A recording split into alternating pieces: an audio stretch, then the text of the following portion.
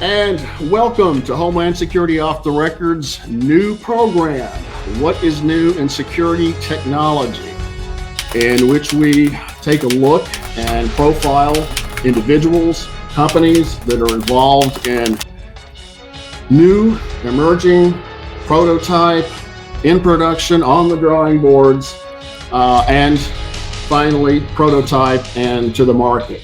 And with that, welcome the folks from Security in Motion. There's really no place like home, and that feeling of security you have when you're in your own space. But you live in a larger world, so when you do leave home, isn't it nice to know you can carry the security of home with you? Yes, now even you can have your own virtual security team, creating a safe perimeter wherever you go. Bag is out of range. Looking out for you, your space, even your bags. And all it took was some clever engineering and careful design to completely change how we take security on the go. Introducing NOMAD, all the security of home discreetly packed into a small stackable system that goes where you go. NOMAD deploys in under 30 seconds, sensing motion, vibration, suspicious sounds, even changes in lighting, protecting your spaces away from home. And when you do go out, NOMAD is watching. This room is being monitored by NOMAD. And so will you. What makes NOMAD unique is that it doesn't rely on Wi-Fi or wired networks. It's a self-contained, standalone technology with a travel-savvy design. And with its mobility and quick deployment, NOMAD can protect just about any space that you occupy, like your office, your dorm room, at the gym.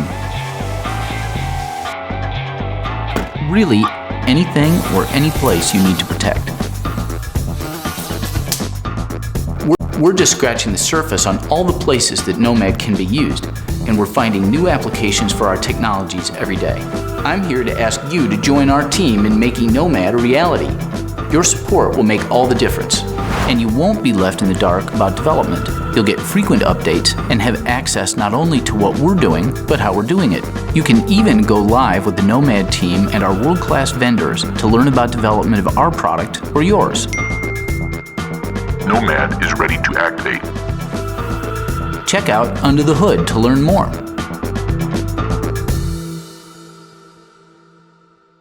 And welcome to Homeland Security Off the Record's new program, What is New in Security Technology. This is our first show. I'm happy to announce, and I'm proud to say that we have on today the folks from Security in Motion with a product that I saw that really got my attention. It's called NOMAD. And it's useful for not only individuals, but it is also useful for governments, businesses, schools, and individual professionals, say staying in a hotel room, and we'll get to that in a moment. So Greg, why don't you, what I'd like for you to do, and all of you jump in, is to talk about what was the epiphany moment that led you to develop this and start working with it, designing it, and how long did it take you to get to the prototype stage and to actually start testing its features? Sure. Well, thank you for making NOMAD part of your intro program. Our pleasure. It turns out, I'd love to tell you that I had a moment where I was trapped in a hotel room with someone trying to bang the door down, but it was a little different than that. In fact, it turns out that I had returned from a long trip with family and coming off of another startup experience, and I went into a restaurant, sat down, started to noodle and draw out, and 2 hours later and 2 legal pads later, all of NOMAD had rolled out of my head, the basic concepts. I'm very much a hands-on engineer at heart, And so after talking to a couple of people about, okay, does this seem like we're answering a question that nobody asked? They said, no, you should run with it. I had an initial hand-built prototype in about a month, including the foundational software. Certainly, NOMAD has evolved significantly since then, but the prototypes are really what light people's interest when they can touch it, when they can feel it. I have found in my experience that makes an enormous difference. It's a hook. It's a delight to hold something that no one else has seen before. Well, it was astonishing to me. I thought it was something that had been long needed. I wished I had it back in the days when I was in counterintelligence. Of course, we had the old handheld, RF frequency monitors, which I understand is you're thinking about incorporating into it. We can talk about that. How did the prototype process? How did that take place, and how did you engineer? I mean, who did the software, the coding, and engineering, and how long did it take?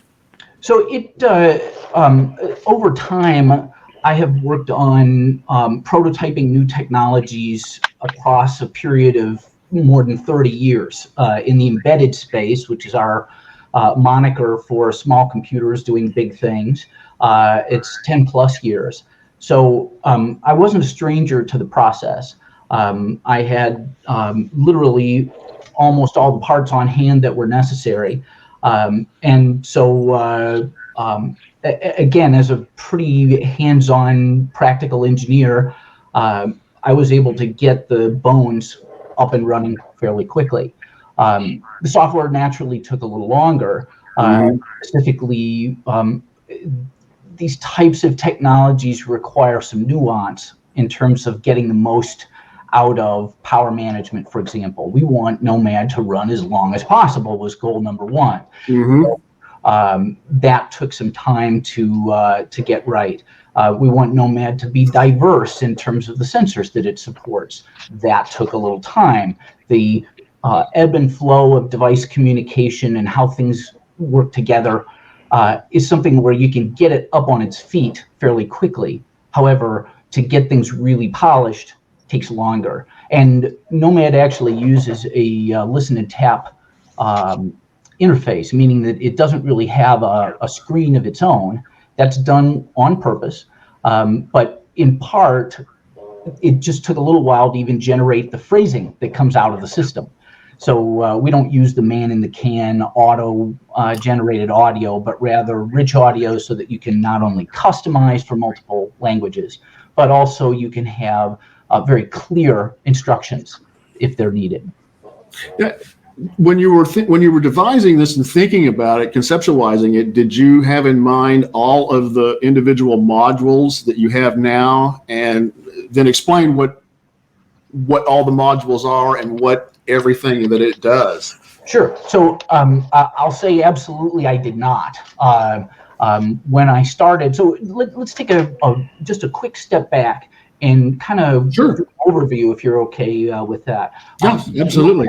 Is in fact a complete security system. This is one of our early prototypes that includes a base, which is a complete system in and of itself. It includes an HD camera, an RGB LED for illumination and interfacing. It includes a PIR, that's passive infrared motion sensor, a speaker for audio alerts and interfacing, a touchpad for interacting and user interface. So this is what you use to interact with the device hands-on, and so on. So this base includes a rechargeable battery as well, cellular connectivity, Wi-Fi connectivity, Bluetooth connectivity, and it stands alone by itself. So that was goal number one. But the idea of pods is where we really kind of reached our stride. That would be these detachable sensor modules that can be placed in a security risk zone. How do they work? So literally, these wirelessly connect with the NOMAD base. Okay, so first of all, they travel on the base so that it's very easy to take everything with you.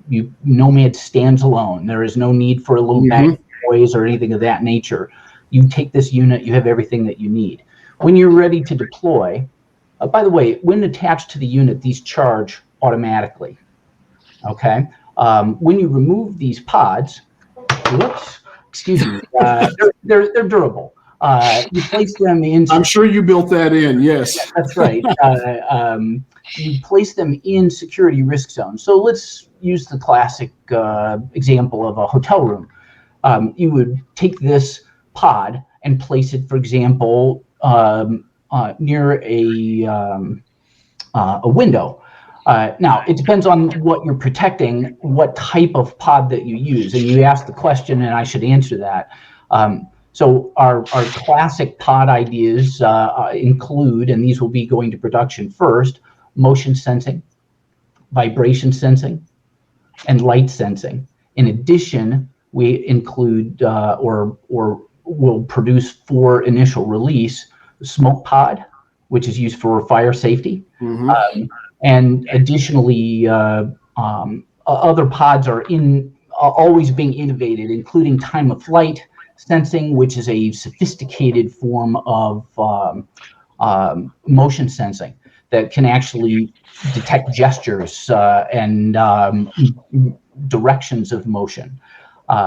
We're also even working with a well-known audio recognition company to allow us to do audio detection, including specific samples, things like breaking glass, gunshots, etc. Those will be customizable as well. So you take the mix of those pods that you like and are appropriate for your security use, you carry them with you, and then when you take them off of the base, they automatically power up and they automatically link up wirelessly with the base.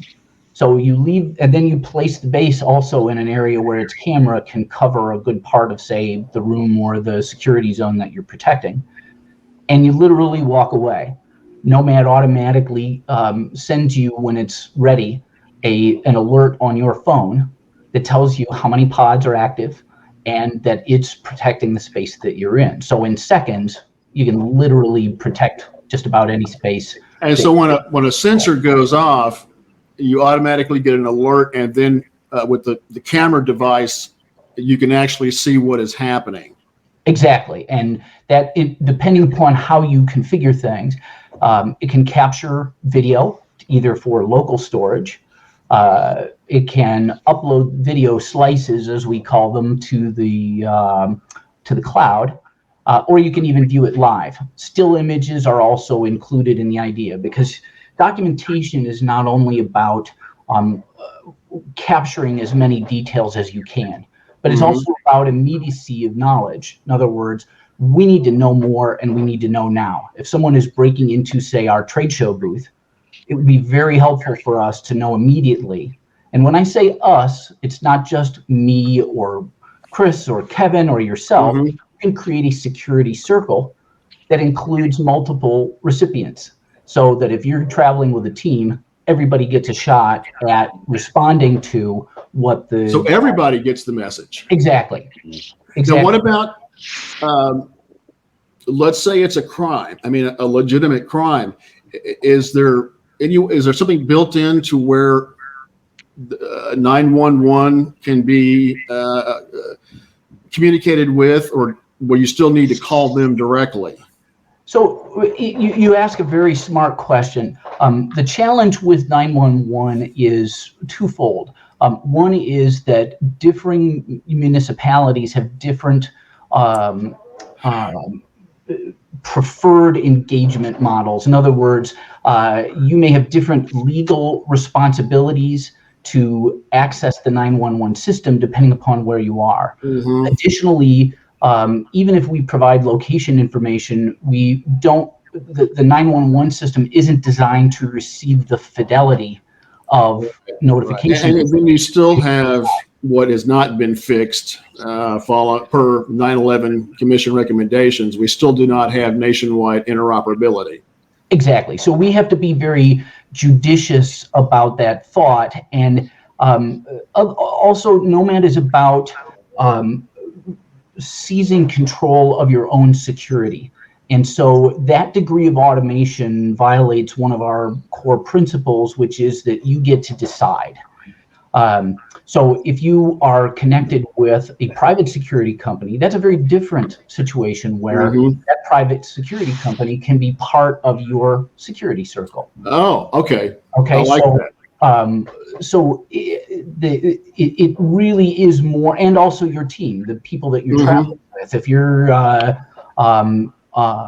for example, responsible for securing a boardroom for high-level executives at a Fortune 500 company, normally, if you're clearing the board, the venue in which the boardroom or the board meeting is taking place, you clear a room and you got to stick a guy there. And that until the meeting occurs. And that means that you have the expense, the trust factor, and so on related to human operatives. I'm not negative on human operatives. I'm just saying that that is a responsibility. Nomad, you could have your entire team informed immediately about a room, and everybody gets a shot at the response. And in addition, it's sending you documentation so you know the nature of the threat.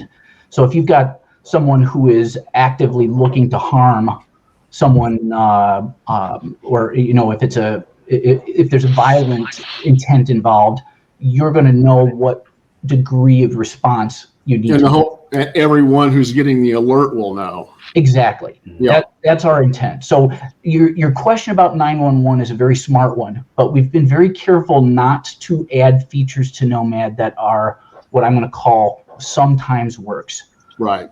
And well, if you've got a whole group of people who are getting the alert immediately, I think that problem has been eliminated because somebody's obviously going to contact the appropriate authorities, or if you've got a security representative working with you on scene, they're going to deal with it. So yeah, the 9/11 thing can kind of right. It's less of a it's extraneous at this point because of what you've got. Despite how, no matter how your sensor mix is, no matter how careful you are about placement, the possibility of false alarms exists. And at some point, you may have a scenario where you might have multiple alarms going on. Where do you draw the line? Do you draw the line at 5 notifications or alerts before you talk to 911, or is it 10? By what criterion do you make sure that you do not burden a system that others rely on for their own safety? But if you're seeing it on camera, you know what's going on. Exactly, and how to react. That's why the people that are on your team make that decision.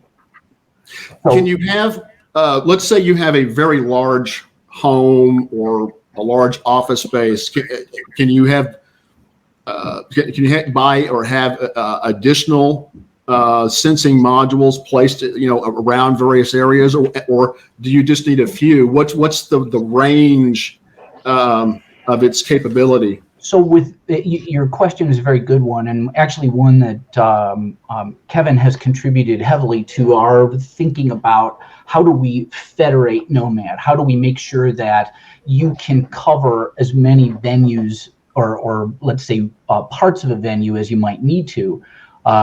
Specifically, so currently our Nomad Essentials model, which will be our initial release, it will cover, we're quoting up to 2 rooms away. And that depends naturally upon construction and sunspot activity and phases of the moon and so on. Wireless is sometimes a little bit of a dark magic. However, multiple Nomad units can be used working together to cover a larger space if need be. So this is where the concept of federation comes in.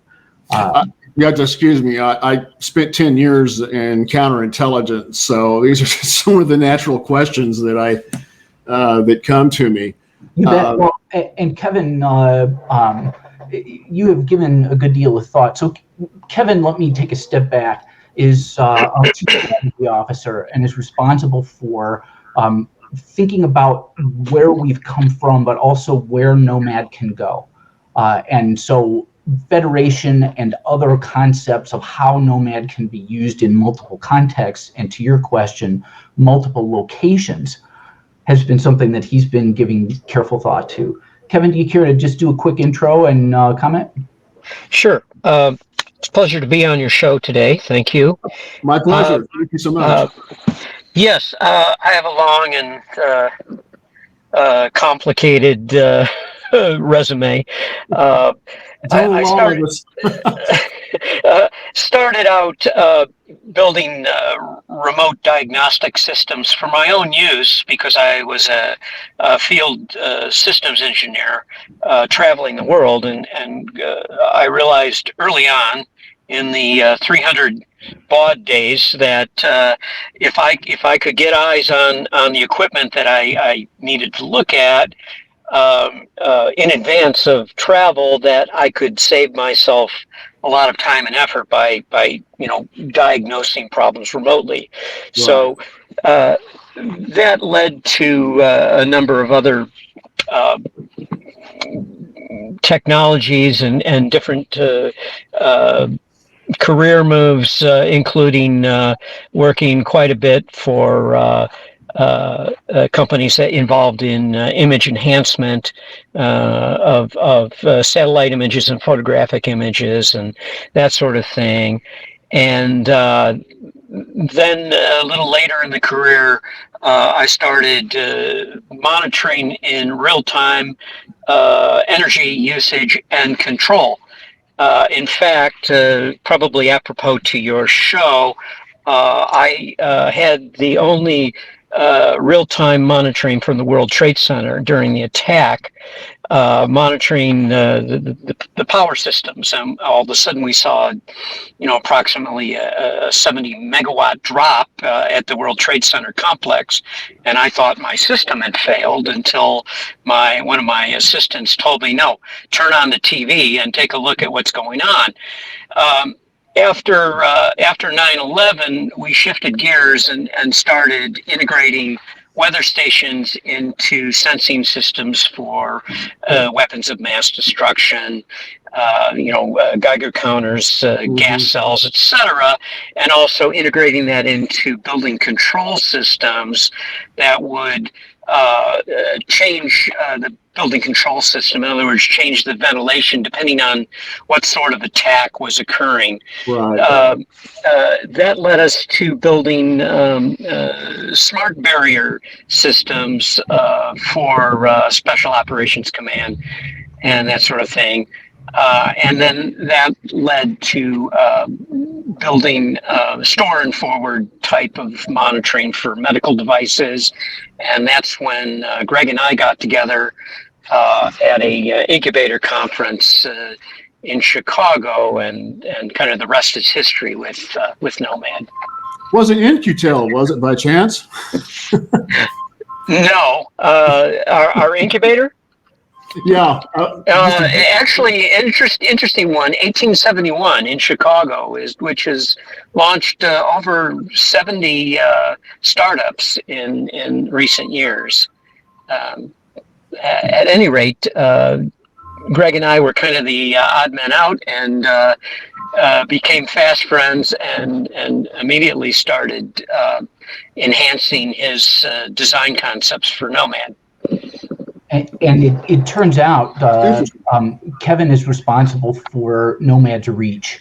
And what I mean by that is reach in any way you want to speak of it. It's reach in terms of sensor technologies, what should be included, what types of mechanisms we need to be open to, reach in terms of federation. Looping back to your original question, how do we make sure that we can cover as much territory as possible by way of not only possibly multiple pods, multiple Nomad units, but also multiple communications interfaces?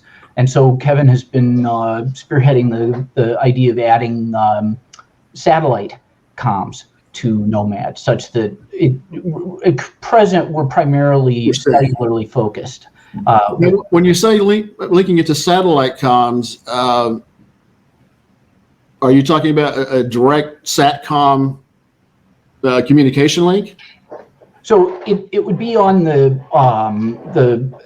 kind of the LEO infrastructure that is generally accessible. I'm not talking about private or military style access, which would require much certification and so on. But instead, at minimum, notification by what I'm going to call text or information, followed potentially by images, still images, and then possibly video. But as you can imagine, there are bandwidth considerations, antenna considerations, deployment considerations, and just gear considerations. So we need to balance the concept such that we make sure that we're applicable to as many use cases as makes sense. In other words, we could certainly engineer for 1 or 2 use cases, but we have to consider, okay, does that really make everything Right. Does that appeal to a broad audience? Any other comment, Kevin? Yes. Yeah. I mean, we can always think of NOMAD as a hub, so that in recent days I've been working with Starlink, for example. So it's a relatively simple matter for NOMAD to send messages and alarms to a Starlink system. So the satellite communication integration doesn't necessarily have to be on board NOMAD. We just have to talk to an existing system that might already be at a facility, or I do a lot of work with yachts. Many yachts now already have satellite integration, so you can think of it as just an additional alarming system that is easily integrated to that type of pipe. Interesting. So is Elon going to take this to Mars with him? It'd be perfect for a Mars base too. We'll certainly send him one, and then he can decide if it goes in the kit bag or not. I have a feeling he'd be impressed. Okay, we talked about the sensor technology. Can you talk about the pressure sensor? How does that work? Sure. So we're talking primarily there about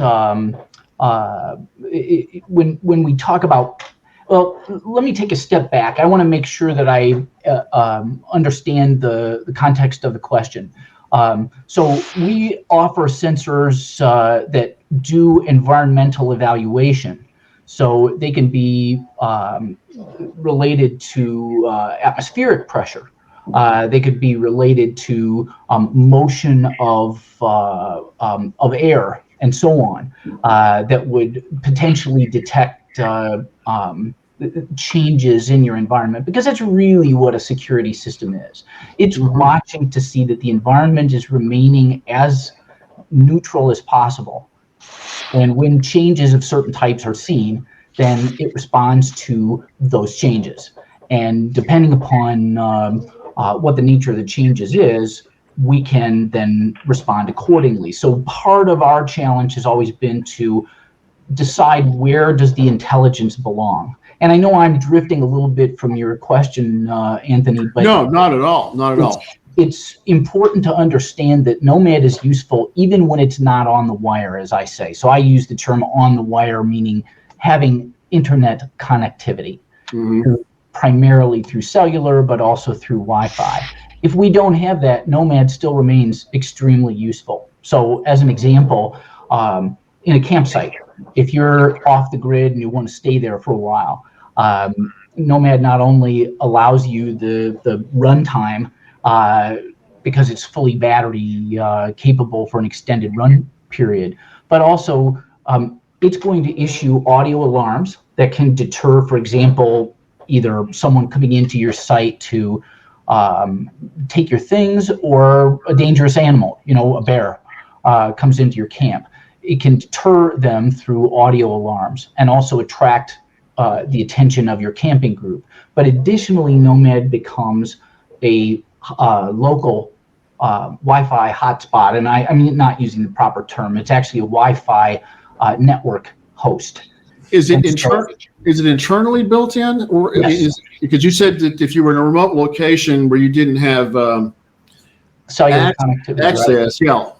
Right. So our Wi-Fi interface becomes the centerpiece of the network. So if you have your phone with you, you have the access to the Nomad network, and therefore you can still get alerts before you come into a campsite. Because really, you need to be careful about, okay, if I'm coming into something, I want to know that it's there, even if you don't have the range that cellular offers you. You still have the range that Wi-Fi offers you. And so you would be alerted to a security event because you're connected to Nomad and it's connected to your cell phone, for example. So even without the connection to the cellular network, the wire, as I call it, you still have wireless access to your local network through Nomad. Does that make sense? But that's going through your, I guess, the hotspot on your phone. No, actually, it's going through Nomad as a base. So the Nomad base becomes the centerpiece of the network, just like your router at home. Okay. Okay, so your phones, if you're carrying them with you, they connect to the Nomad base. Gotcha. And through line of sight Wi-Fi comms, you still get a degree of distance and immediate notification. It's not the same, of course, as the cellular network where you can be anywhere and receive notifications from Nomad. But the idea is that you still get warnings well in advance of when you walk in on something that isn't clear what's going on, be it as I say, a wild animal, people who are partying hard in your campsite and you didn't know about it. You learn about it quicker. Let me throw you a hypothetical because this just occurred to me. Of course, the military wouldn't have a problem with this because they could hook up to Iridium or any other thing. But let's say you've got a special operations team,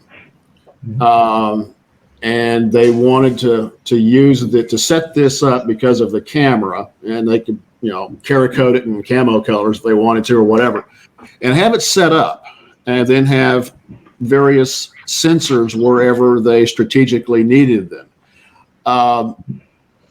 Could they then hook directly into, let's say, the Iridium or any of the other defense SATCOM communications, if that's what they wanted to use it for? Absolutely. So the challenges there are, I would say, threefold. One, do we have what I would call physical access to the network? Do we speak its communication language? The second thing is, do we have permission or authorization to speak across that network? And the third thing is, what are we talking to? What kind of back office are we talking to? Those are things where our custom solutions are a perfect opportunity. And that would obviously be something that would be arranged, contract-wise with, say, the U.S. Special Operations Command. Exactly. And, you actually touch on a really great point, which is that there are going to be, there are various degrees of what I'm going to call cloud services security that clients will wish to have.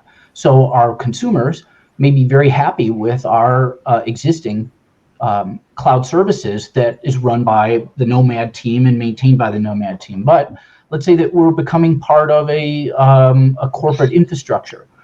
They may want to run their own version of the Nomad backend. Well, we're designed such that they can deploy within their own server environment, such that they could create their own parallel system that their Nomad units communicate with. And finally, you also speak of something even more secure for government and other highly secure institutions.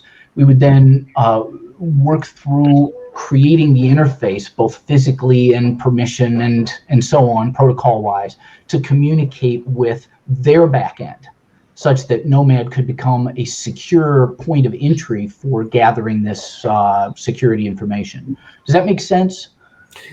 It makes perfect sense, and I can see other applications for it too, not just military, but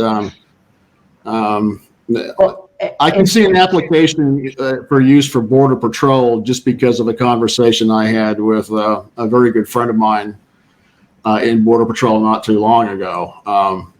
So I can see a lot of things. So if you're working with government or independent companies that want to use their own cloud or back-end services, you're quite capable of working with them to make sure that all the connections, everything flows correctly. You bet. And that goes from both a software and cloud services perspective, but also even reaches into the hardware side of things. So that if they wanted for example, radiation detection pod, we could create that hardware for them. It talks to the Nomad base. The Nomad base uses its custom connection to their back end, and so on. And that's just a hypothetical, but my point is that it's not just about the software. Kevin, did you have a comment?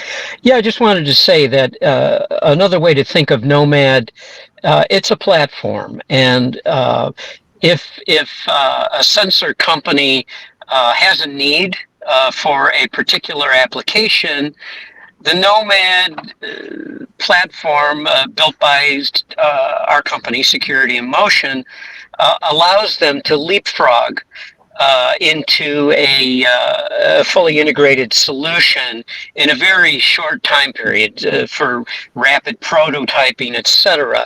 That is another way to say it. The sensory company, they know their business. They know exactly how to build those sensors. But you know what? The best solution for them is to outsource to a standardized hub, such as Nomad. This allows them to go to market rapidly.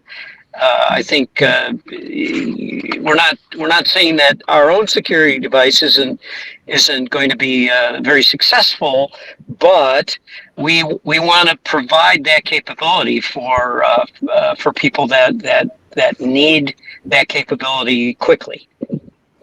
Well, I can, as this comes to market, I can see a lot of opportunities coming your way. We're certainly it actually, this is a great moment in which to introduce Chris Crutcher, our Chief Sales Officer. Chris has really started to discover where our sweet spots are, and it's very interesting that the landscape of opportunity is broader even than we thought it was, but it may be hot in different places. Chris, do you care to comment? Yeah, thanks, Greg. And so, Anthony, I just wanted to tell you thanks again for having us. It's my pleasure. My pleasure. I appreciate the time to talk about Nomad and some of the exciting things that we've seen just as we've been going through the development and reaching out to different verticals who may have an interest in this. And so, my background outside of sales and channel development and go-to-market strategies is also I spent some time in the military. And so, when Greg and I were having initial conversations, I could envision various military, law enforcement, even PMC capabilities that this, that the Nomad could function very well inside of. And so, just the response that we received from law enforcement and from military organizations, hey, can it do this and can it do this? And especially from even outside of the United States, I think has been very eye-opening for all of us to say, just like Greg said, here are some other verticals that, initially we were thinking about making the Nomad, just as we touched on earlier, available to business travelers and people who are, want to take hold of their security and their safety. But hey, look at this. We're getting quite a bit of good feedback from these other verticals that want it and want it now. And can it do this? And we want it to do this. And so it's been very, very enjoyable to kind of go through that journey as a team and see some of those other opportunities that.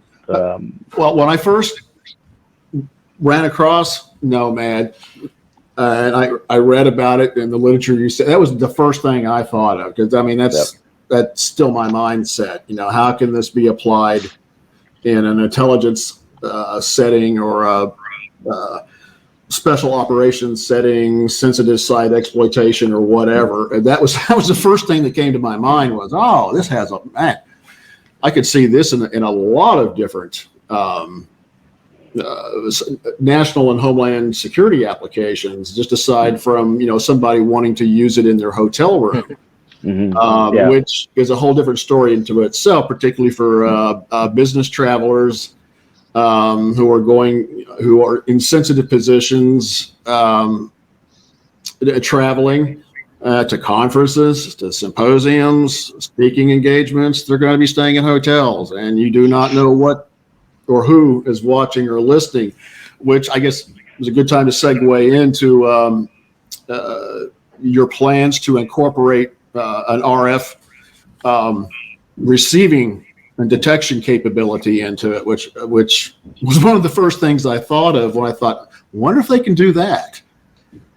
Your question is definitely goes to our planned advanced capabilities, Anthony. So among the things that first really got me thinking about how far we could go with pods is directly what you're talking about. And that initially I thought about hidden camera detection, which actually can be done through just a simple light of a certain wavelength and return. And typically you'll get, if you're at the right angle, a little dot.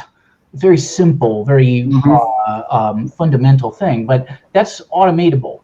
And so that's one of the items that's on our list to consider. The next is exactly what you're talking about, which is a pod that is capable of detecting the presence of RF emitters.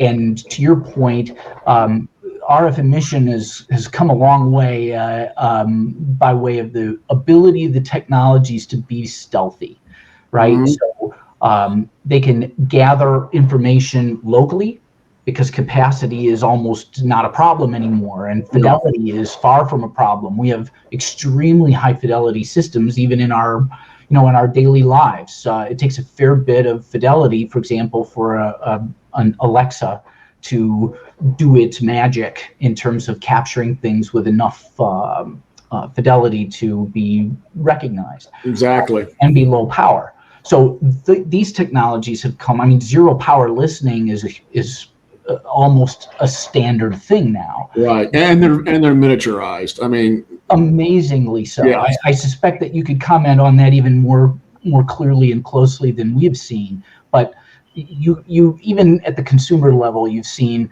thumbnail-sized modules that can be essentially lick and stick in a location to temporarily monitor things. Well, so no matter what, though, these devices have to communicate with a local hub or in some way offload their comms, because for power purposes, you can't rely on something that can be discovered and is to be considered disposable. And also for intelligence to be actionable, it has to be timely, right? So these have to offload to a hub. And to your point, that is going to be done through RF. By incorporating RF detection technologies, a NOMAD pod could sit and not only perhaps do the classic James Bond film, where you go around the room and check for active microphones, and you get a whir if there's a. But you wouldn't have to using the old handheld, systems where you have to go around everywhere. Exactly, and they also don't necessarily reveal something this small, right, and this stealthy. So the NOMAD pod can sit and monitor for occasional burst communications that offload these accumulated or gathered samples. And so we're working with and I'm not sure that I'm at liberty to mention the name of the company. Don't mention any names. We're very, very careful about maintaining our. Well, I'm just naturally very sensitive about that too, so don't. We're working with a company that has tech in all kinds of devices that everyone here has probably touched.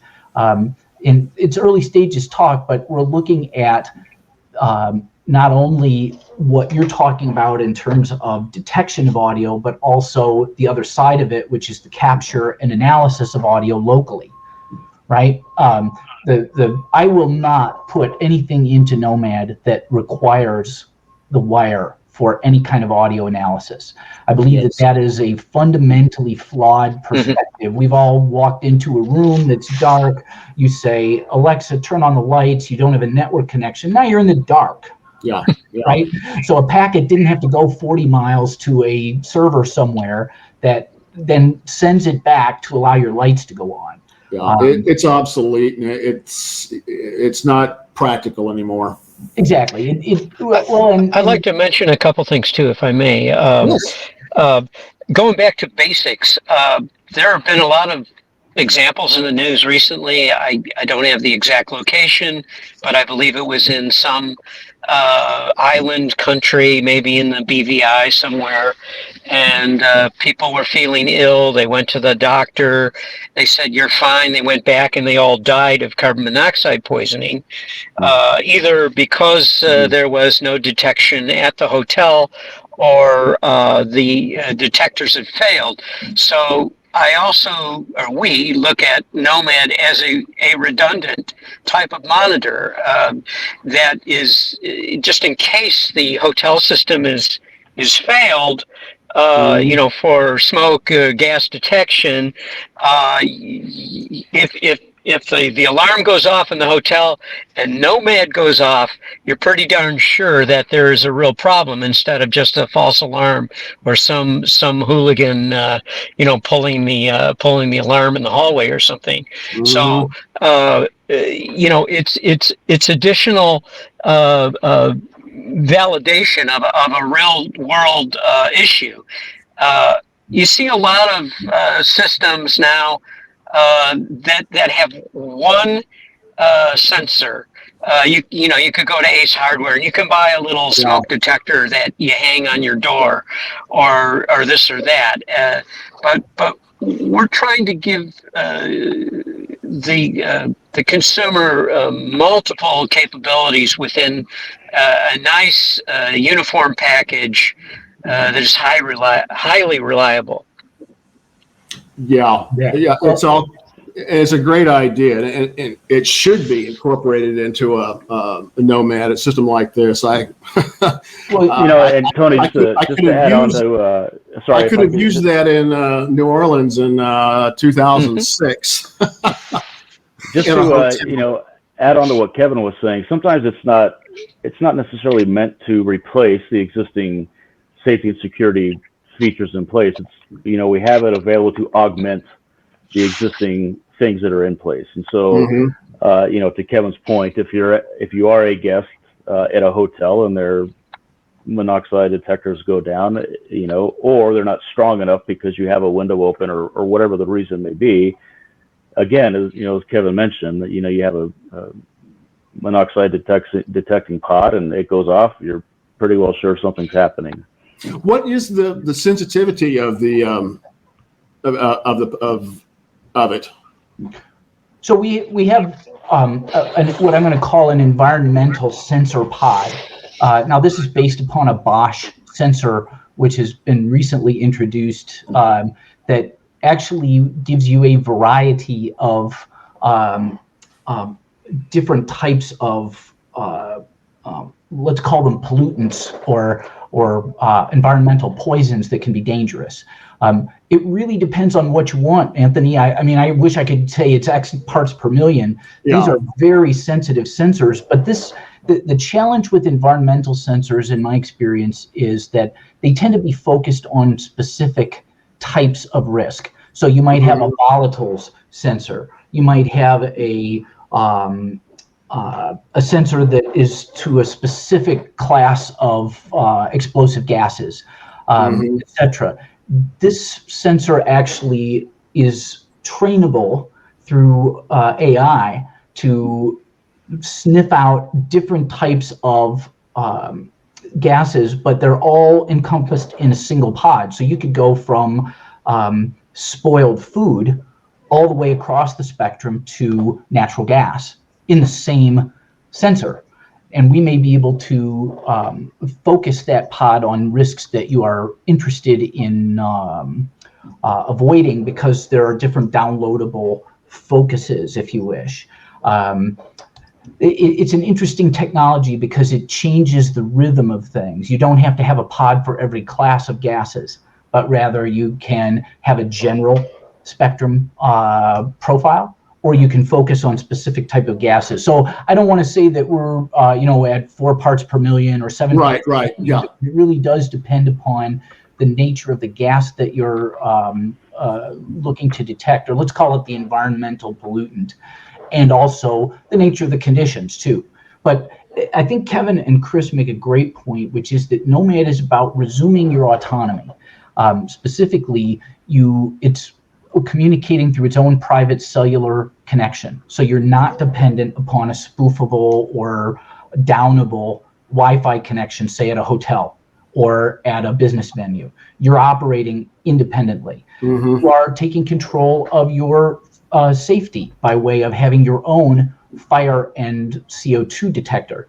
And so that way you're not dependent upon systems that you can't really tell if they're working correctly or not. I'm not saying they're always bad. I'm just saying you don't know. And so you can deploy your own safety. That's what, first also got my attention was this, it is portable. You can take it with you, and it does all of these things in one platform. And you bet. You don't have to rely on wherever you are relying on whatever they have.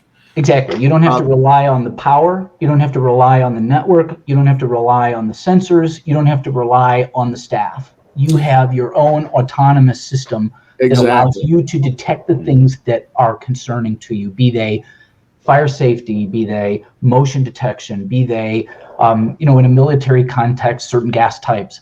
It's all about your choice. You design a system that's based around, as Kevin says, a standardized, essentially, hub, because that's what NOMAD is. And I wanted to make sure that I didn't neglect to finish about the advanced capabilities that you asked about earlier. This is a great conversation because we can ebb and flow and learn more. But I like a freewheeling conversation because more comes out that way. So feel free. But I wanted to make sure that we adequately covered the capability that you mentioned, which is the RF detection.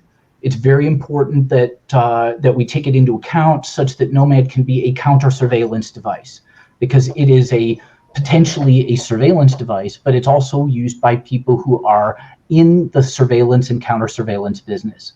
And so you need to have the ability for it to essentially play both sides of the aisle. So in a use case as simple as someone's coming into my office at night, I want to know who they are, but I don't want them to know that I know, right? They're using my internet, they're sitting in my chair, what's going on here? It's possible that they could be, capturing company secrets, whatever.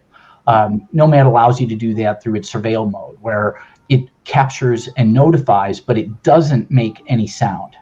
And so that raises a question. Can that RF, that sensor pod, can that be a standalone? Like, could you have it in your pocket, and if it detects something, it just it vibrates? So we've explored this idea, and it's really interesting, Anthony. Part of what may allow this to happen is several, what I'm going to call, universal nomadic networks that are becoming more prevalent.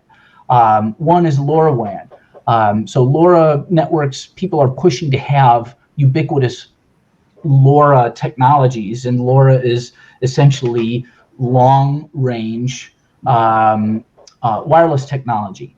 So it typically is focused on low payload, there's not a real expectation of high performance, but it's ubiquitous. And so you could do just what you're talking about, which is have a sensor that is communicating with the world with no surrounding base. It reduces the size of what you need to carry with you. In some contexts, for example, I know of a fellow who's using LoRaWAN to create wander detection technology, where if someone with dementia wanders out of a geofenced area, that they don't have to think about, is it a base-oriented thing?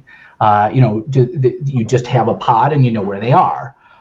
Cellular has also become much more what I'm going to call lightweight in terms of power requirements, in terms of expectation of antenna requirements, etc. And so it is becoming a much more practical solution. And even a third possibility is the things like the tag products that you probably have seen, where if you have enough market penetration and enough, let's say, cooperative users, you can create a mesh of cell phone sensitivity that, because there is this open network of things running in the background, that sensor could be detected because you're probably in proximity to someone who's got this an open connection on their cellular phone, right? In other words, Bluetooth LE mesh type concepts. All of these allow for what you're talking about, but they also create dependency on that available infrastructure. And one of our core philosophies is that we're trying to avoid that dependency. So what you talk about is really, really interesting. And it's in our kind of advanced concepts portfolio, but it's not hitting the streets with NOMAD tomorrow. You mentioned someone with dementia. Let's say they're in an assisted living or a nursing facility or a rehabilitation facility, and they have dementia and they wander off. It happens all the time. Yep. Would they just be carrying a pod with them, and it would transmit back to the facility? And how far of a distance, or would it go off immediately and once they've left a certain perimeter area? Well, you're reminding me that I've forgotten to mention one of our travel features, which is proximity to the base. So I don't want to ignore your question or redirect it. I want to answer your question specifically.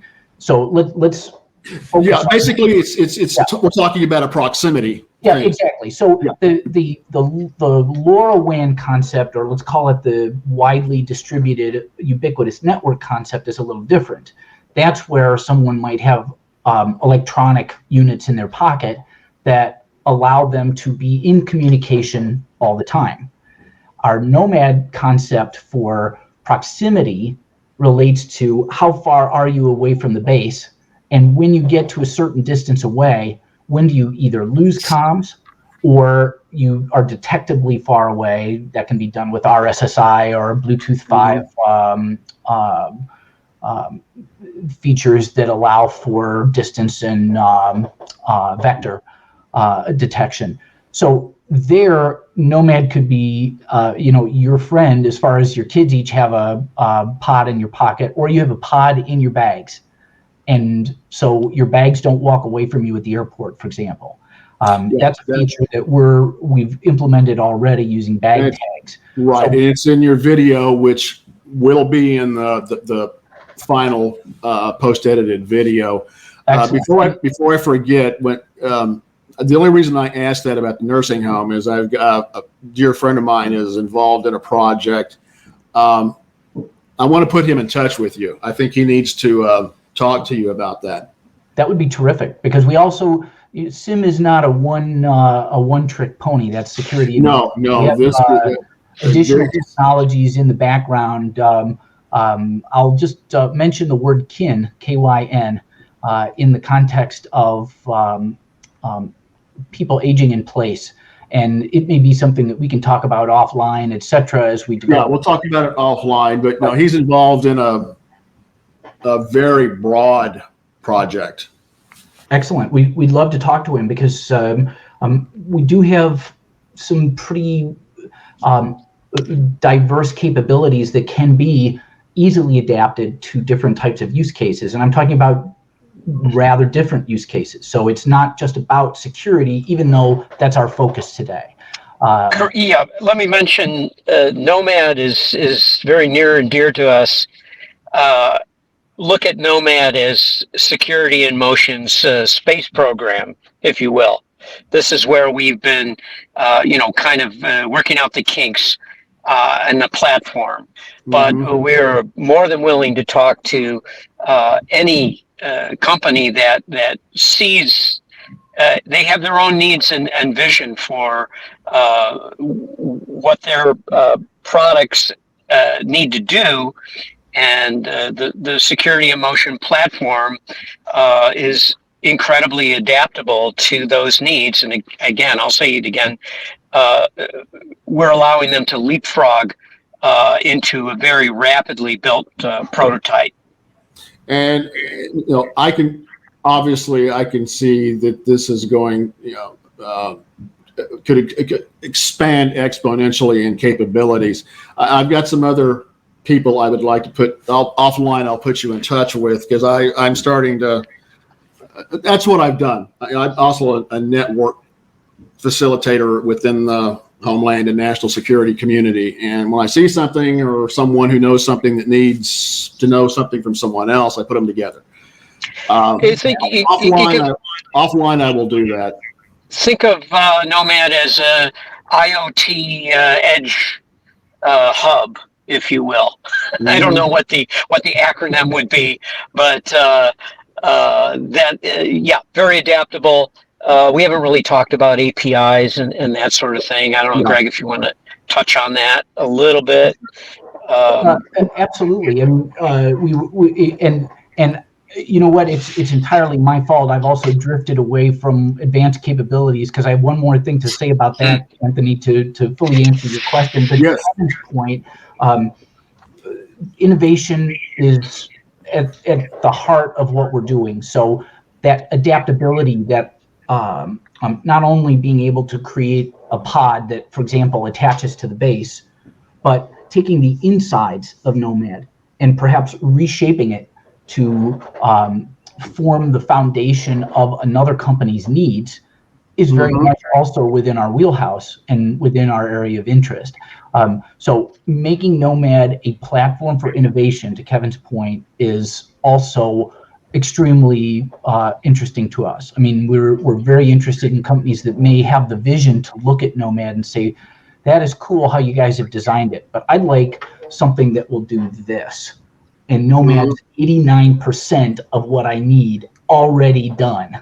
We just have to put it in a different box, change the color, put a different label on it, and add this sensor. Well, and get it in front of the right people. Exactly. You're exactly right. It's about people. And Anthony, you described an experience that I think you've been very quick to the mark in terms of recognizing what NOMAD can become. But if you start thinking about it just as a security system, it sometimes takes a little while for people to fully recognize that there's a much broader base of use possibilities here, both in terms of, hey, I'm a consumer and I want to protect my stuff, but also in terms of, hey, I'm an innovator and I want to create my stuff. I don't want to spend 2 months developing yet another half-baked hub, because this is where people get hung up. They have a great sensor technology, and then they leave the hub until last, and the hub makes a mess of their innovation because it's yet another hub, right? YAH, yet another hub. Yeah, and it probably wasn't originally thought of to configure into the original concept to begin with, and that's where you have problems. Exactly. So we're you put your finger right on it. We allow for, as Kevin has said, people to focus on the kernel of their innovation and not worry about the last mile, not worry about the comms, not worry about how do I make this sensor talk to the world. If all of that is built nearly enough that we can drift in their direction by creating a one-off of SimTech, our technology, our foundational NOMAD underpinnings, let's innovate. We can put a package together where you get what you need and you're going to market faster, and you also have all of these implicit capabilities from the point of the sensor gathering whatever information it's gathering all the way up the wire to the cloud and to the consumer, where data is turned into intelligence, right? Because we all know that data is numbers. Intelligence is actionable information. And so and that's what, and like I said, that's the background I come from. So I look at things like this from not just, okay, here's a neat commercial personal product. I don't see things like that.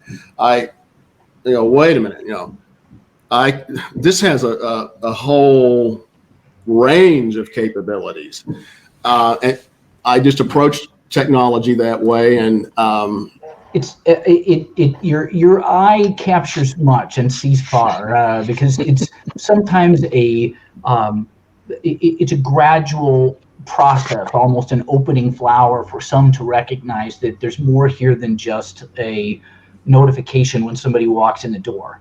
Well, I was a little bit, just quickly about my background, without going into a lot of specifics. I have an innate ability for pattern recognition out of massive amounts of big data or disparate intelligence streams or whatever it may be, and I can see a pattern. I don't know exactly what it is, but I know it's there. And when I start finding the holes, there are gaps, and then start connecting the little individual dots around them, that's what I did. It was Gotcha. An analyst being able to make sense of big databases and all kinds of streams of information. That's why I approach just about everything that way. It's just something you can't shut off. It's certainly one of the things that we're trying to be about, is to allow you to capture that information in a way that, if you're talking in a security context, that frankly it boils down to the bad guy can't anticipate. Right. So I'm sitting 2 blocks away from the site of the July 4th Highland Park tragedy. And there are so many things that that could have tipped the hand or changed the course of those events. And I wonder sometimes about security contexts where in-place systems or missing systems or too much trouble systems, right, that either are down or never were installed or this type of thing, may have changed the course of events, may have been detected by bad actors, but NOMAD lets you supplement that. So in other words, even if someone has cased the venue for a robbery, for example, and I mentioned the events of Highland Park because they're very personal to me. Well, all Oklahoma City bombing, 9/11, the DC sniper, I all lost somebody in each one of those occurrences. So it's counterterrorism, but just national security, homeland security in general is extraordinarily personal to me. Indeed, and it's an opportunity we have to pause and reflect on the fact that the world is changing rapidly under our feet. I think that there is more information, more what I'm going to call just generally actionable information for anyone to consume, be it a good guy or a bad guy. So if even someone who has no formal training may be able to learn about techniques that allow them to bypass lightly secured venues, or exchange information in a way that they couldn't before, or learn things that they couldn't. We have to keep up, and NOMAD is in part about that, because we don't want to be dependent upon systems that may be either in poor repair, in maybe less capable than described, maybe neglected, maybe actually infiltrated and disabled. If you've got Nomad, you can deploy it where an existing security system already exists, and nobody's going to see it or know that it's there, and it's the backup to your safety. I'll add a few things. It's amazing we've been talking for over an hour and we haven't talked about sensor fusion. Which is the classic buzzword now. I use it every day where I'm integrating GIS with radar and sonar and that sort of thing.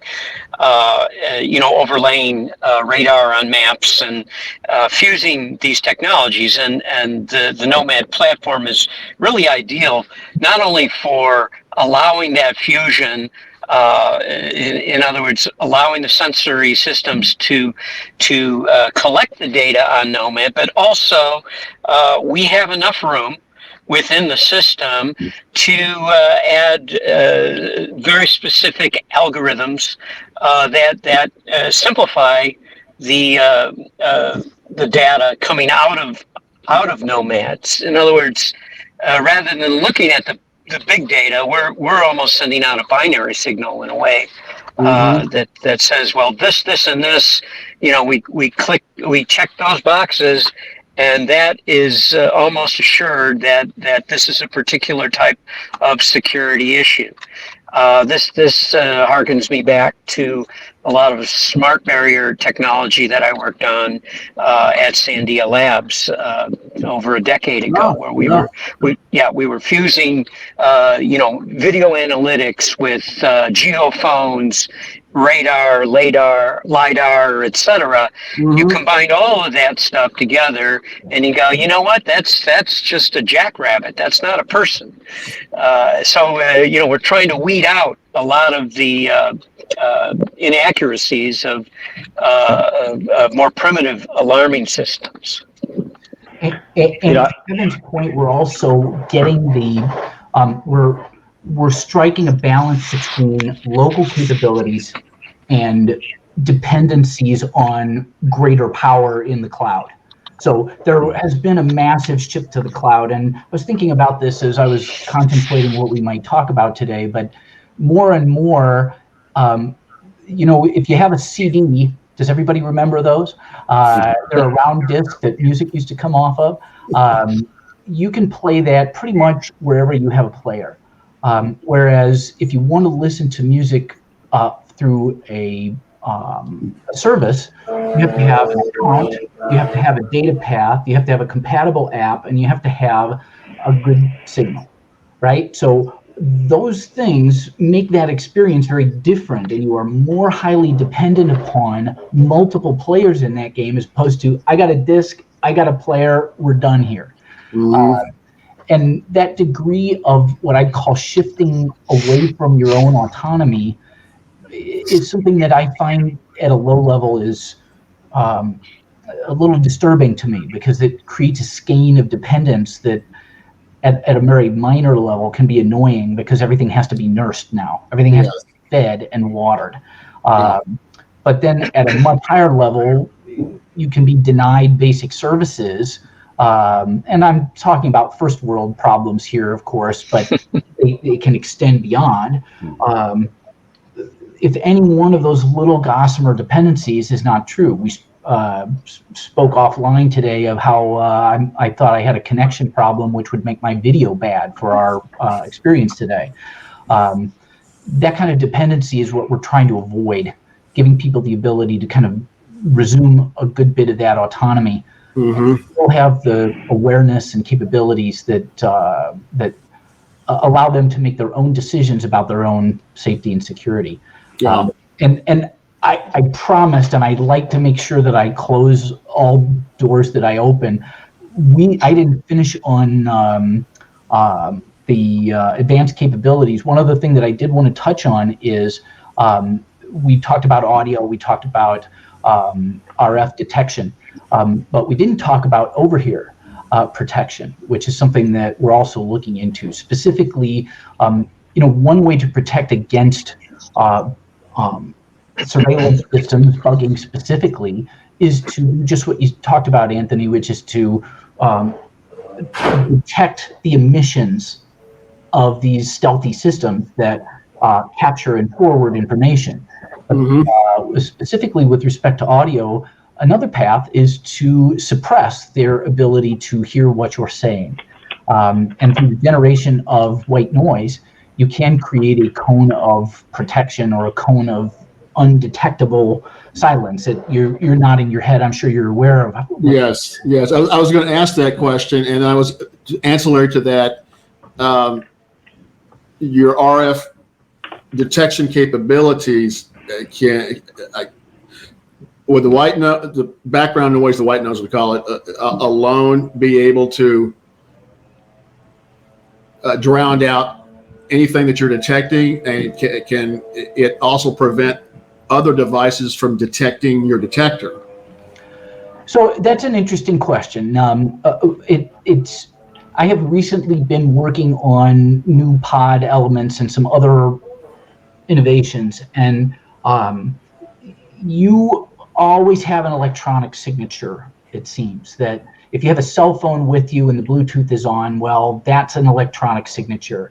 Everything gives off an electromagnetic signature. Exactly. And the more of it that happens, the more richly you are described. And so your patterns can be discerned, your location can be discerned, etc. We're certainly trying to minimize this with NOMAD by way of not having common, easily detected advertising in Bluetooth LE, etc. But of course, we are depending upon some of these same data paths. So it's in our advanced research questions to answer is how can we make NOMAD very difficult to detect? And it's a little beyond what I can talk about, and it's early stages yet. Yeah, I understand. What we're doing is to take up the question that you talk about, which is we want to see them, but we don't want them to see us. Yeah. And that can be a huge difference. If you know that NOMAD is active in a location, you may change your approach to trying to get into that location. It's not appropriate for others to be able to see us when we're supposed to be invisible. Right. There's a little bit of a deterrence factor there, but we're not the type that beats our chest and says, "Come on, come at me, bro." We're much more oriented toward stealth and, hey, you didn't expect this, but now we know. We can go the other way too, and if you had a NOMAD in a hotel room, you could set it up very easily to announce itself, which if there's a chambermaid or somebody that's coming into your room, if they're told as they enter that NOMAD is watching them, that can be a very good deterrent as well. So we can work either stealthily or we can send out a message saying, "Hey, we're watching you right now, so maybe you should behave yourself." So to touch on that, we can be as simplistic or as complex as users want to be. And really what we're trying to do is take away from end users, take away that dependence on relying on others in hopes that their proactivity is going to keep you safe and keep you aware of your surroundings, right? With everything that we've talked about, September 11th, we've talked about school shootings, unfortunate events in Illinois, and I'm in Colorado, things that have happened in Colorado, but all across the world we see people placing a lot of their own autonomous reliance on somebody else's proactivity is going to take care of me, right? So now we run into this reactive situation rather than being proactive. So what we really hope that the NOMAD is going to accomplish is allowing people to take back some of that, their own proactivity, and being aware of your surroundings more so, and whether you want to be, very simplistic in how that operates and what that looks like, or if you want to be super complex, with, your ideas and what you want the pods to do. Right. It really doesn't matter because we can do all of that. We just want people to know what do you want to do with it, because this is going to allow you on a portable basis to accomplish what you're hoping to accomplish. And I can see this. I'm sure there will be other knockoffs and won't be nearly as qualified or capable. but I can see this, as more and more people, because of just world events, are becoming more aware. They're having more situational awareness. They're actually paying attention to what's going on around them.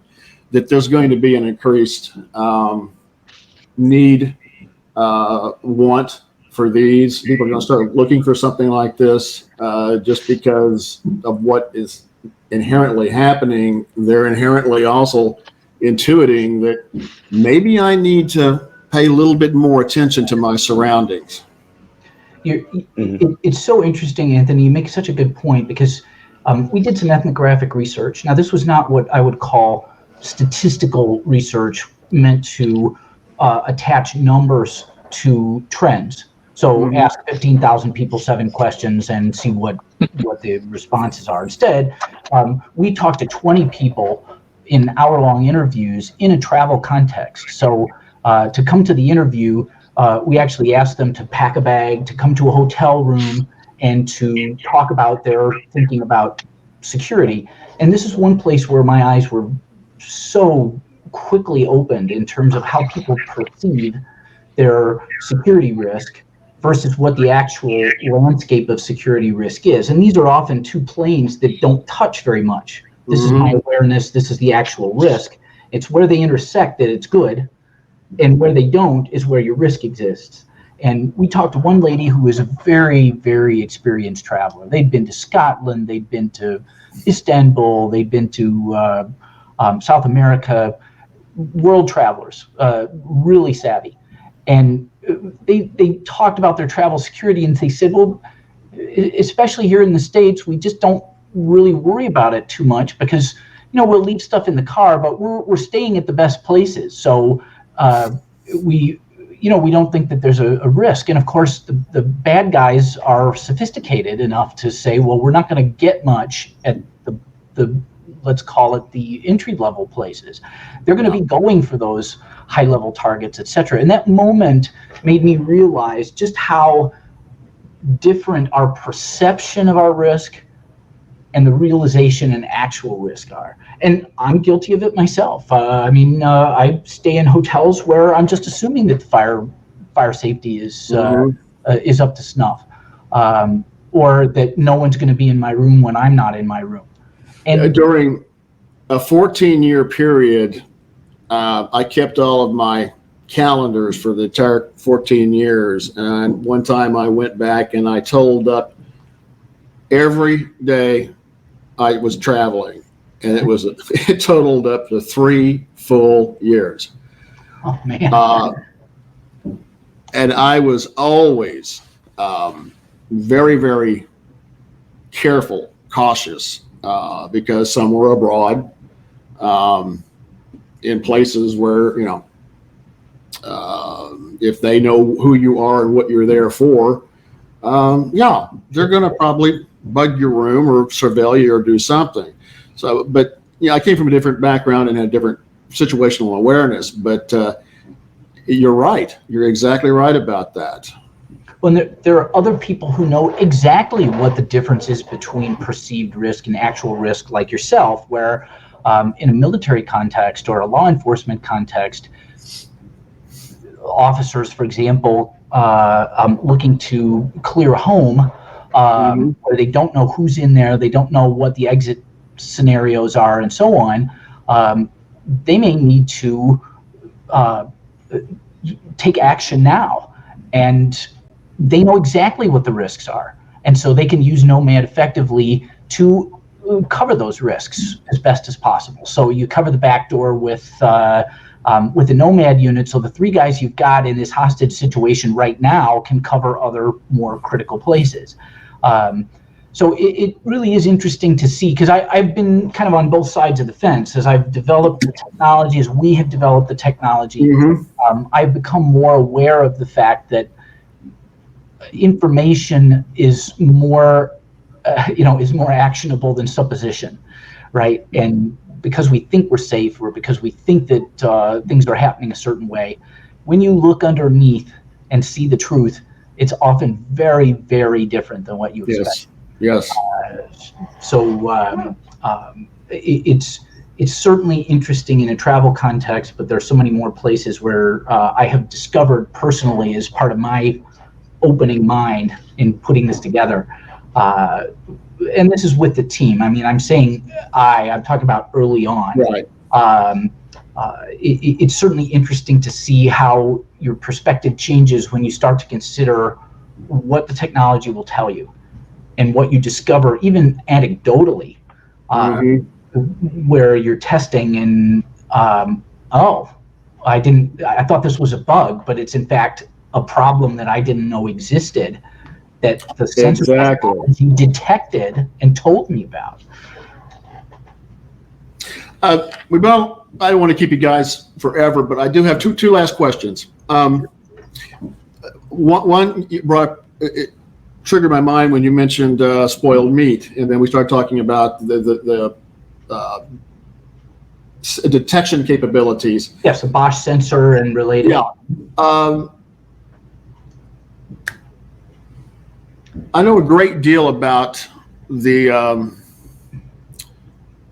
ill-fated, long-running, still not operational BioWatch program.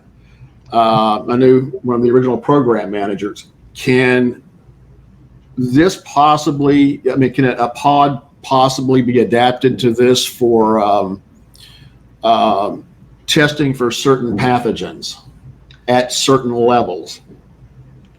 I mean, let's say, you've got an area like a special national security event, and you've got some threat indications. So you start putting your sensors around without just having one out in the middle of nowhere where probably nothing's ever going to happen. But can you develop a capability like that, or is that getting? Ironically, I'm the least qualified to comment on that because Kevin and Chris have much more direct experience with these type of risk profiles. I will say that the answer is absolutely yes. It depends upon the nature of the threat, naturally. Okay, so if there are incredible systems for detecting these types of scenarios already, but they're pretty big and they're pretty fixed, i.e., airport security contexts or metal detection, etc. So the number of sensors that have come online that offer advanced capabilities even to us mere mortals, and what I mean by that is innovators that are working with commercially available modules as opposed to secret or confidential military technologies. It's astonishing what you can not only detect but also what you can discern from what is detected. So I'm going to answer yes, and that's a qualified asterisk. Guys, jump in if you think that I'm wrong. But I mean, that might actually, work more for, let's say, a clandestine services officer or someone who's on non-official cover, who suspects that maybe they've been poisoned or identified or burned. That they would be carrying around something like that just to be on the safe side. I know a number of Russian dissidents who probably could have used something like that. I think it's more, in our case, it's more a question of integration. We are actively working with a medical device company, and their specialty is detection of specific brain waves and that sort of thing, and that's their expertise. And so in the case of pathogen detection, that sort of thing, that's a very specialized capability. And you can ride on our platform. We don't pretend to be the scientists. We're the store and forward and alarm guys. No, I understand that. I was just asking if and the same can be said too. Like that could be incorporated. Yeah, the same can be said too. Regarding some of the CIA members, officers who recently have been under that kind of that attack of low frequency microwaves, and they're getting these headaches and all these other kind of symptoms. Where did this come from? Right, exactly right. So again, it's not a matter of can it be done. It's can we integrate it? How fast can we do it? And is it going to be are we able to tie in more than just one functionality to a pod, so that if you're carrying a pod on you and it goes off and it detects these microwaves or low frequency waves or whatever that situation is, or some kind of bioweapon that you've been exposed to, well, if that's on your person, it's going to go off, meaning that you've been exposed to it. Now, will it help again in that proactiveness of getting yourself out of that situation? Yes, of course, so that you're not continuing to be exposed to it, and make you aware of what's going on, make you more aware again of your situational awareness and what's happening to you. Right. So yeah, because pathogen wise, it's like a virus. It all depends on the viral load that you take in during a certain amount of time. Chemical wise, it's it can be pretty quick, but you can also if it's detected soon enough, you can get away from it. And actually, your point is one that if I may just do a lateral that's related, Kevin brought me awareness of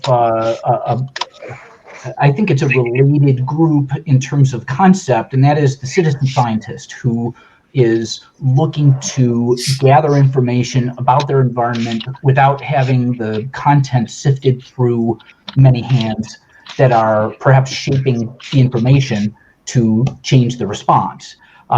So, for example, the Fukushima, again, a tragedy. There was a substantive impact on the surrounding environment, but how far does it go? If people ask the question, well, could there really be an impact across the ocean on the west coast of the United States? Well, that's hard to tell unless you're looking at it with your own instrumentation, because there are a lot of reasons that people may shape that information, or it just may not be digested by parties that want to disclose it.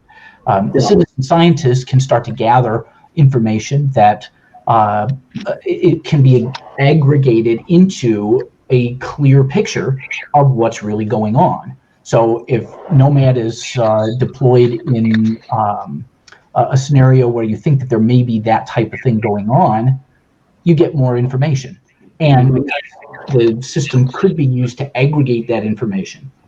You then get a broader picture. So I understand that that's apples and oranges, but it's apples and apples to some extent, because we're talking about the gathering of information that may have local relevance, but you can't get a comprehensive picture of impact yourself. Right? You could probably go up the coast and stop at 20 points, but what if you had 20 people doing it simultaneously?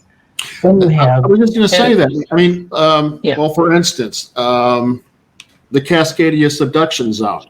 It's going to happen someday, and trust me, the Northwest is not prepared for it.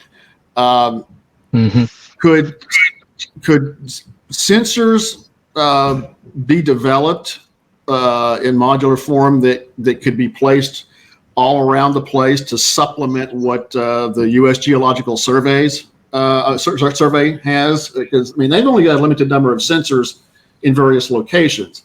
Could something like this supplement that kind of a system? Absolutely. In fact, we in even the mid-range and long-range plans, the citizen scientist concepts and are very near and dear to me, and providing geo-referenced, near real-time environmental information about any sort of environmental disaster. If you have a group that is of people, concerned citizens, that want to crowdsource that sort of information, this is ideal. In fact, going back to some of the nuke disasters that have occurred in the United States, primitive as they were, there were citizen groups that were doing radiation monitoring around 3 Mile Island, for example, because, oh, what a surprise, the government wasn't really telling them the truth. So this ground truth capability is definitely in our wheelhouse to send up that data to a mapping system and say, hey, I'm in this location. This is what we're reading here at this time, and you're able to monitor, let's call it the plume as it's migrating across a particular area. So this is a very important aspect of my personal mission to provide. You guys have been thinking way out of the box with this. I like that. Yeah, I'm going to credit. I mean, you're right on my page. Right on my page. Yeah. Well, it's the trust of the government, especially in Japan after Fukushima, went right in the dumpster. Because they were being lied to categorically about radiation levels. And I think there's also a degree of timely response too. There may be layers through which information is filtered, and to Kevin's point, maybe suppressed or changed or what have you. But also, this information matters now. You may give me really accurate information in a week, but you're sitting in a lab 200 miles away where you're not affected by it. Yeah. And I'm sitting 20 miles away where I might be affected by it. Yeah, it could be considered actionable intelligence. I mean, you may not have a 99.9%, but if you've got, anywhere from, I always put it anywhere from 92 to 96%, that was a pretty high confidence level. You bet. And the fidelity of the sensors does not have to be what I would call finely grained, top of the shelf, government designed specifically to purpose sensors.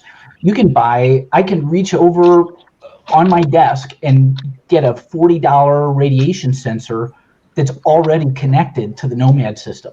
Now, it's not in a pod, but it still communicates, it's still battery operated, etc. The point is that it does what we're talking about, which is it has enough fidelity to be able to discern between baseline and crazy hot. Yeah, if it's pegging the needle, it's time to get out of there. Get out of there. Talking about back to Fukushima real quick. I spent several years stationed in Yokosuka and Atsugi as well. And a lot of those guys, a lot of the military personnel who were stationed at Yokosuka, were called up to Fukushima to help with the cleanup. And some of those people said, well, I think it's okay. I think it's safe because that's what they're telling me. Mm-hmm. Right. And again, this can be applicable to any military, non-military, civilian, whatever situation where, well, I think it's okay because that's what they're telling me. Well, at some point you have to kind of take responsibility for your own situation, your own. I mean, they could say, yeah, you're all right. But, then it's, then you get into calculating, okay, what's the aggregate time I've been affected by a certain dose. What's my exposure, not what is statistically acceptable exposure across 500,000 people in a study that was done 25 years ago when the data was different. It was collected differently. Its impact was assessed differently. Right. And it doesn't even have to involve malfeasance. It can involve just timeliness. If it takes 5 days of the data to sift through official systems, and you can tell in 10 minutes, or and you can actually get a picture of, as I think Kevin used the right term, say a plume of pollution or effect. That's a big deal. It is a big deal about your response. It's a big deal about people able to, again, kind of assume their autonomy and make decisions before their choices are limited. And the power is in the crowdsourcing. Yes. Oh, absolutely, absolutely. And I can see this as a multi usable crowdsourcing device. Yes. Yes. Right, well, and also you don't have to have the infrastructure. I think a lot of crowdsourcing opportunity is Yes. pushed down by the fact that, okay, well, we went to Berkeley and we got this customized system and it detects this type of radiation and then it gathers up, but then Polly has to go over and take the data and move the SD card to her laptop and then put it up in the cloud on an experimental system. Well, a lot of that is washed away if you have a standardized system that's implemented on Yes. a NOMAD or NOMAD-like platform, where 90% of the work is designed to standardize all that. That's So right. I don't know Our about what the- platform's ideal for not only the citizen scientists but also for educational use as well. A lot of the budget in a science project is devoted to building some hobbled together store and forward capability. And guess what? That graduate student, he moves on to another university, and then they got to rebuild it again. And it's completely different. It's not standardized, and then that house knowledge goes away again. This happens over and over and over again. Oh, yeah. So I know. one of the dreams is to be providing that standardized platform. Again, I use that phrase leapfrogging. They don't have to deal with the platform anymore. Deal with the science. Deal with the knowledge that and instead of trying to hobble together this system once again that is never going to be able to replicate it. Yeah, the standardization has always been the problem. Everybody wants to have their own standards, and things age out. Even if the system is sound, as Kevin says, human aging out, meaning, the three people that were critical to this team have now 4 years later moved on to other things. Oh yeah, or just through natural attrition, through retirement, or And in systems, we saw recently in a server scenario where the server was fixed in place, and the ability to communicate in interdependent systems, one of the pieces aged out, and suddenly there wasn't information flowing. So, and they probably didn't have any kind of a SCADA sensor in between to let them know either. Exactly. Well, the way you figure it out is I did something and I didn't see the result, right? And to your point, that is not how you want to learn it. I mean, that's in some ways learning it. My sentry isn't responding. You have a problem, my child. Right? Yes, you do. See it every day. Right. No. And sadly, it's over and over and over again. We have these technologies. Kevin has been responsible for developing these technologies since they didn't exist. I mean, customized solutions that have over time gotten better and better. But what hasn't happened in most cases is that there isn't a standard.